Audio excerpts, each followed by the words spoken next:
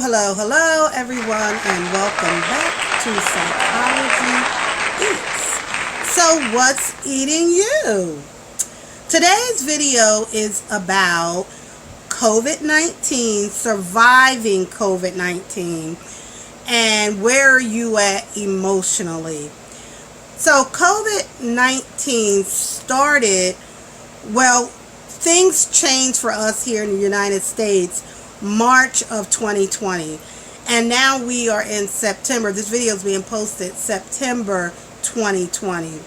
So we are 6 months into this new normal of COVID. And so when I look at the news medias and they're talking about the numbers, the numbers are spiking, the numbers are dropping, the numbers are stable as far as how many people have been infected with COVID-19, how many people have passed away, how many people are on ventilators. All of this information we have been getting since March. And for many people, their anxiety is going up and down with those reported numbers. So I want to look back over the last 6 months. So March is when things got serious.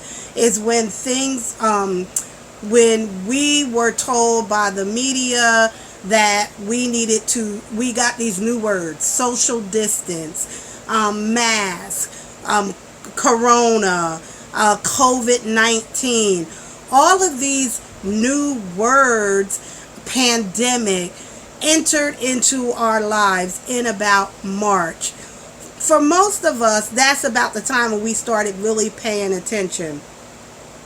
I knew for me, it took me the longest time to get it down pat what it was called. Is corona? You mean corona like the beer, or COVID-19? What does that mean, right? I know the 19 part means it started in 2019. The COVID, I think, is the name of the virus, right? So we were influxed with all this new information. Most of us are not scientists. Most of us are not doctors. So we're not infection control specialists. So all of this information we started getting, right, about this virus and what it means and how you can get it and how you could die from it. And so in March, we all kind of, based on what we were hearing, we all went to our homes and we quarantined, right? So for basically the month of March, many of us were very fearful and afraid. We didn't know what to do.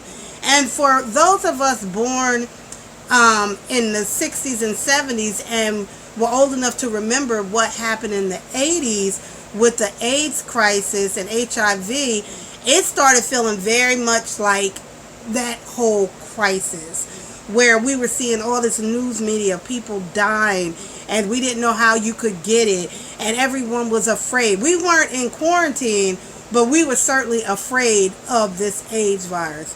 So here we are now with COVID-19, 6 months later. Where are you emotionally? So we get through March, April, where most of us are still afraid. We're still in our homes. We're not sure what we can do. People are starting to lose their jobs. We're starting to get the numbers now about how many people have passed away, most of which the media reported was elderly people. So that kind of put a distance with a lot of us as to, it's the elderly, it's attacking the elderly. But those elderly people were our grandparents, our parents, and so people started losing people that they loved. And then the media started reporting, no, it's not just old people, anybody can get this. And so April, May, we knew that any of us could get it. And so it was mandated that we start to wear our mask. And so then has this influx of masks, and everyone wanted to we learned about N95 masks. If you're not in the medical field, we didn't know anything about N95 masks. A mask was a mask to most of us. We learned that the N95 was a better mask. So then it was this hysteria to get N95s. Also, back in March, we were all trying to buy out toilet paper, paper towels, and all that stuff, hand sanitizer from wherever we could get it. So it was hysteria. March, April, May is when we started to creep out a little bit more. But if we went out, we only could go to a few stores, Walmart and grocery stores and fast food restaurants. And so for a lot of us, if we went, we wore masks, we wore gloves, all of this prep to even go to the grocery store. I remember when I finally was able to go to the grocery store, I felt confident enough to go. When I got there, I was so anxious. I just wanted to get my stuff, masked up, gloves, sanitizer. I sanitized my groceries, my car. Like it was really craziness. So then we get into June and July. Now most of us understand COVID, pandemic, N95, the need for masks, hand sanitizer. We get it now. We get it. We understand. Our kids understand what COVID is. Even back in March, remember, the kids had to stop going to school. So that was a whole nother situation. So June, July, we're all understanding what it is. But then it starts to get, people are beginning to become rebellious. Certain people, a lot of people felt like this might be fake. Because, I don't know anybody who's died from this. So then there still is, even in September, this groups of people who are being rebellious against wearing masks. I have another video about people who wear masks versus people who won't wear masks and the psychology of that. But we had that rebellion, and we still do. Then July, the anxiety is starting to come back for a lot of people because we don't know, they didn't understand, or no one knew exactly what would happen with the upcoming school year. And so now decisions have been made based on districts and states and counties. And some of our children are back in school. Some of them are doing a hybrid. Hybrid is another word that we all had to learn. And what is hybrid? That our kids will be part-time on ground in school and then part-time at home. And so parents had to make a decision about how they wanted their children to receive their education.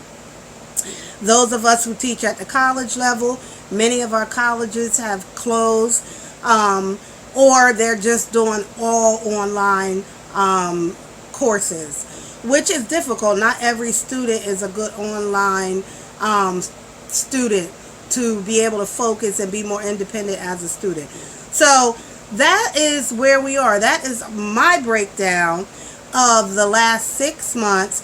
It is peaks and valleys, of anxiety, that we have all felt this anxiety through this pandemic. We're still in it. Most predictions say we're going to be in this for at least a complete year before we go back to what our normal was before this. But I think nobody is going to be normal. I think we will probably all be very conscious of germs, not being too close to people that we may not know.